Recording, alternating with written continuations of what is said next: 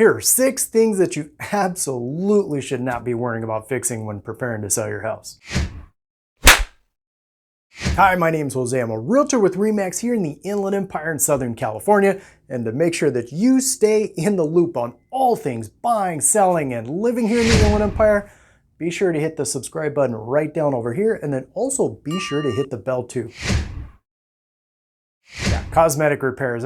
They can often seem like, pretty easy thing to do, right? And they may be exactly that, but will they make any difference when you do sell the house? Okay, yes, there are some repairs that absolutely will make a difference when you do go to sell the house, but a lot of that cosmetic stuff, honestly, it doesn't usually make too much of a difference. In fact, if I can be honest with you, more times than not, it ends up becoming just a waste of your time and your money. Now, if you do have something around the house that you're looking at thinking, should I take care of this first?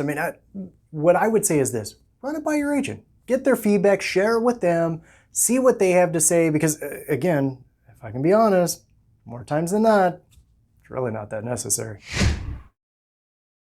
Okay, quick disclosure on this one though, because if your kitchen, if it looks older, and I don't mean, ooh, it's classic older. No, it looks older and not very good, then sure, you may want to do some updates to the kitchen, as minimal as possible, of course, but updates to the kitchen just might be worth it for you. But don't just go and renovate the kitchen because you've heard the kitchen is the most important room in the house.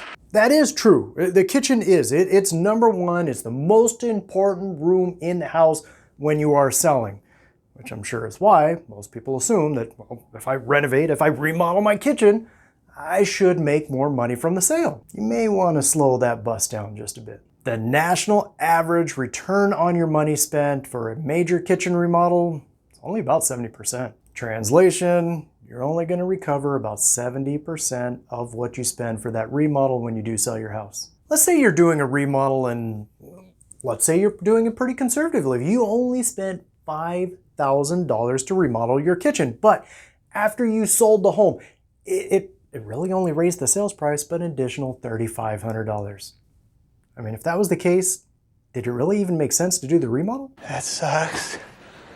So then, if the kitchen is the number one room in the house, you do want to spruce it up. You want to make sure it's going to be the appealing room in the house, but I would do that by doing smaller things, like maybe replacing the knobs on the cabinets in your kitchen, or maybe even the handles on the drawers in your kitchen, or maybe even replacing the faucet in the sink. Bottom line, save your money. Make it look nice, of course, but don't go crazy with it. Let's go back to what I just said about the kitchen. Bottom line, save your money. Make it look nice, of course, but don't go crazy with it. Yes, this is right behind the kitchen. It's the second most important room in the house when selling. But doing a complete remodel, according to the national average return on your money here, you're only looking at a return of about 50 to 60% of what you spend. So yeah, just like with the kitchen, if it needs a little bit of help, maybe you could replace the knobs or handles on drawers or cabinets in there, maybe even like the faucet in the sink or even in the tub, things like that. But listen, 99% of the time, just like with kitchens, I probably wouldn't be doing more than that. Let's say you have an older house and the windows in the house, whether that's all of them or just a few of them, but the windows in the house, you have some older windows, they're the original windows, and you're thinking, I need to take those out, swap them out, have them replaced with new, more modern windows with the thoughts of jackpot.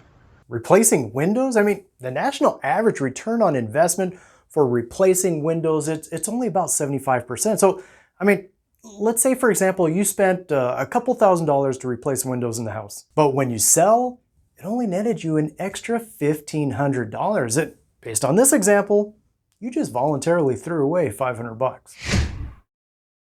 First, let me start by just saying this: do not go and add an extra room to your house thinking that now when we sell, we're going to sell for mega dollars.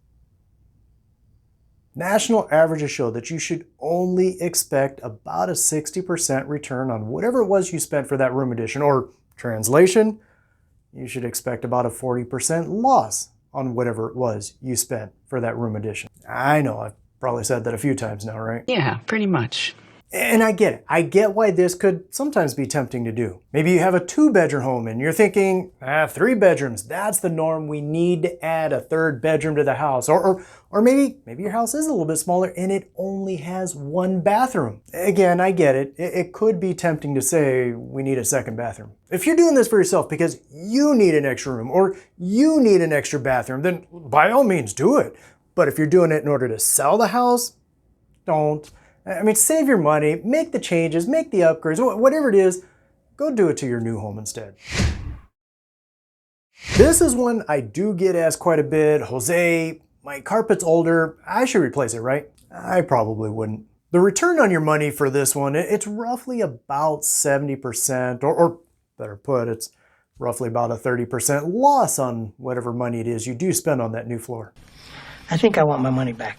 Not to mention, do you even know what type of floor the future buyer of your house even wants? I mean, you could replace the floor. Let's say you replace it and you put in tile, odds are they wanted carpet. Or maybe you did put in carpet, odds are they wanted wood. In other words, you just lost roughly 30% of the money you spent for that floor, and it's flooring that they're gonna probably end up tearing out anyway. So right about now, you're probably thinking, okay, so Jose, are you saying we should do nothing to the house then? No, I'm not necessarily saying that. Here's one thing I will say that you can do that will help with 2 things. One, it'll help your house sell, but it also will help it sell for the most potential money. And best of all, it doesn't hardly cost anything. What is it? It's painting. Again, it doesn't cost anywhere near as much as the other 6 we just talked about on this list, but it does help because when you have a buyer and they come through and they're looking at your house, it helps give them a perceived increase in value for a house. I mean, if there's one thing I would recommend doing, it's making sure that you have nice, clean paint on the walls. However, if you do decide to paint, just be sure that you go with soft, neutral colors. Of course, if you do have any questions, or maybe you are thinking about selling or just making a move here anywhere around the Inland Empire, my contact information is below. Otherwise, a very popular sales tactic that some agents anyway do use is they give you the guarantee. I guarantee to sell your house, and if it doesn't sell, I'll buy it. I'm not gonna say that they're necessarily good or bad, but I would catch this video next where I give a complete breakdown on how those guarantees typically work.